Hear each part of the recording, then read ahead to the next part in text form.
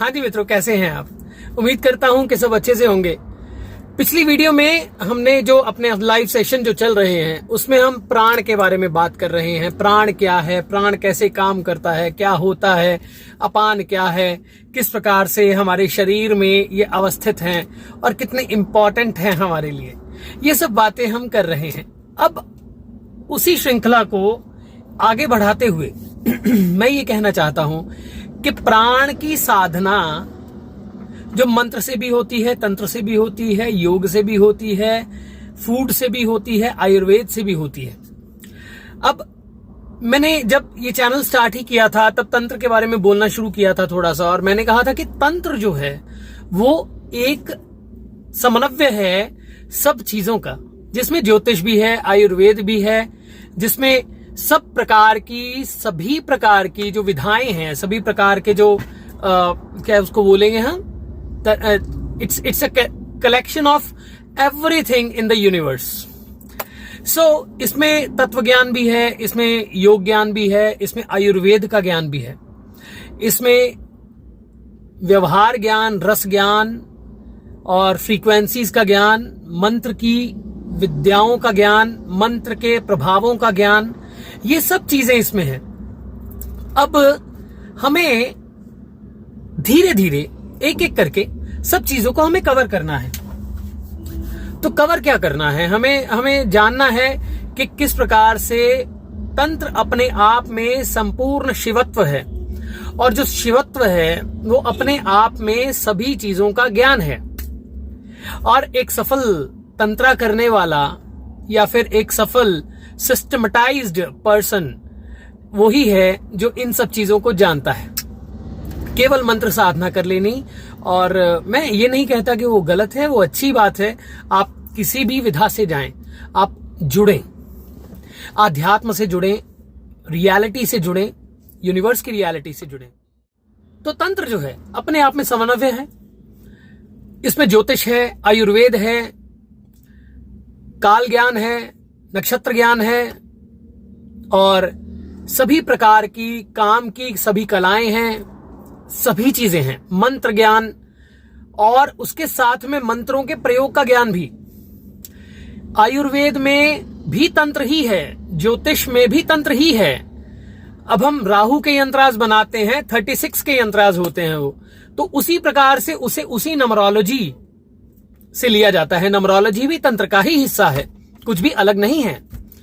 तो अब हम बात करने जा रहे हैं प्राण वायु के बारे में। प्राण साधना हम कैसे कर सकते हैं, ये छोटी सी 2-3-4 बातें बताऊंगा मैं आपको, क्योंकि अभी हमने शुरू किया है। अभी हमने प्राण के बारे में डिस्कस किया, फिर अब हम अपान के बारे में लाइव आके डिस्कस करेंगे, जुड़े रहिएगा।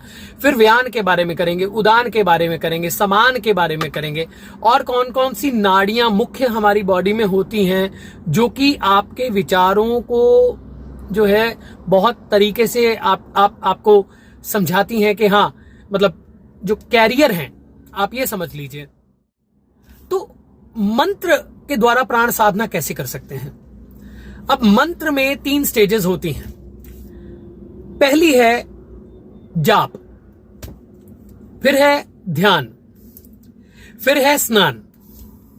यानी पहला है जाप, आप जाप करें, कोई भी मंत्र आप जाप करें। आपको जो भी मंत्र दिया जाता है, मान लीजिए ह्रीम है, क्रीम है, क्लीम है, या फिर कोई भी शाबर मंत्र है, कुछ भी है, उस ऊर्जा को आप पहले उसका जाप करें, उसकी एफर्मेशन करें, पहले उसे जाने, वो आपकी बॉडी के अंदर अवस्थित हो, आपकी अंदर जो एनर्जी सेंटर्स हैं वहां तक जा सके, फिर उसका ध्यान करें। अब ध्यान कैसे होता है? पहले तो जाप तो पता है, स्पेसिफिक माला लेनी है, स्पेसिफिक तरीके से स्पेसिफिक नक्षत्रा में उसका जाप करना है। पर ध्यान कैसे करना है?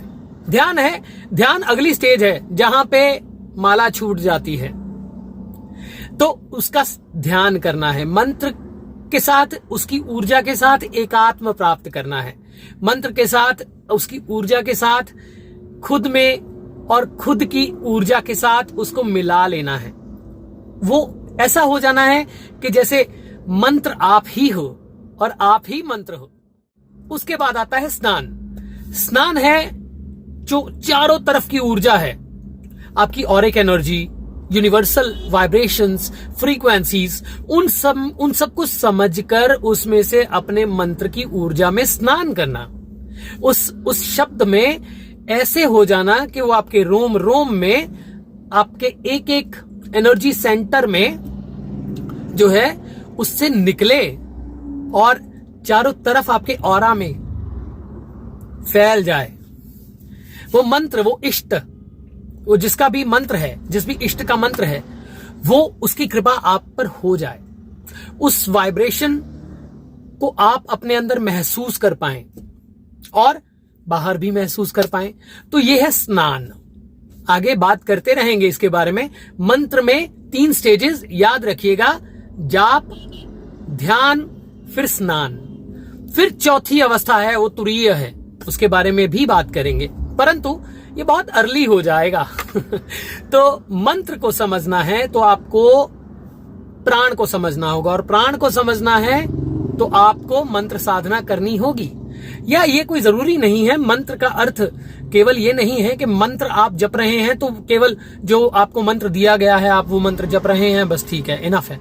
नहीं, मंत्र अपने आप में एक ऐसी विधा है जो कि आपके नाम से भी बन जाती है, पर हर मंत्र का अपना अपना तत्व होता है और हर व्यक्ति का अपना अपना तत्व होता है। जो भी व्यक्ति अपने तत्व को जान लेता है वो व्यक्ति उस मंत्र को अपने अंदर समाहित कर सकता है। और प्राण को बैलेंस करना बहुत जरूरी होता है। जब भी हम मंत्र जाप करते हैं, जब हम जाप से निकलते हैं, ध्यान की तरफ जाते हैं, तो जाप में हमारे अंदर एक ऊर्जा उत्पन्न होनी शुरू होती है, वो ही प्राण ऊर्जा होती है। मंत्र की अपनी भी प्राण ऊर्जा होती है, इष्ट की अपनी एक प्राण ऊर्जा है। उस मंत्र की ऊर्जा को हमारे अंदर जब जागृत होना है तो तभी हम ध्यान पे जा पाएंगे, परंतु उस प्राण को संभालना ही है, ये सबसे पहला काम है। और बहुत जल्दी लाइव आके फिर मिलते हैं। स्टे ब्लेस्ड, आनंद हो, माँ कृपा करे और सबके जीवन में सब कठिनाइयां दूर हो।